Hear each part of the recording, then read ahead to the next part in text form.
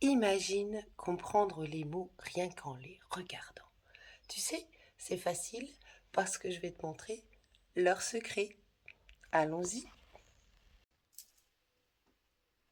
Bonjour, le secret des mots numéro 100. Ah, c'est la centième aujourd'hui. On va parler de braconnier. Alors, le braconnier, c'est un nom masculin.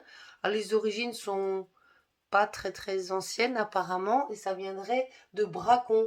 Le chien braque, c'est un grand chien qui est un chasseur qui chasse furtivement sur les terres d'autrui. Furtivement, c'est de façon rapide et les terres d'autrui, ce sont les terres qui ne vous appartiennent pas.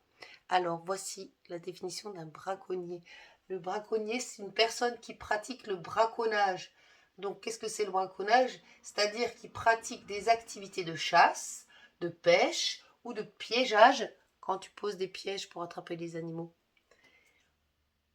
qui vont à l'encontre de la réglementation en vigueur parce qu'il y a des lois spécifiques. Alors par exemple, tu as utilisé un éclairage pour déceler le gros gibier, c'est interdit. C'est interdit de chasser en période non autorisée. Il y a des dates où la chasse est ouverte et des dates où la chasse est fermée. Il est interdit également de chasser la nuit.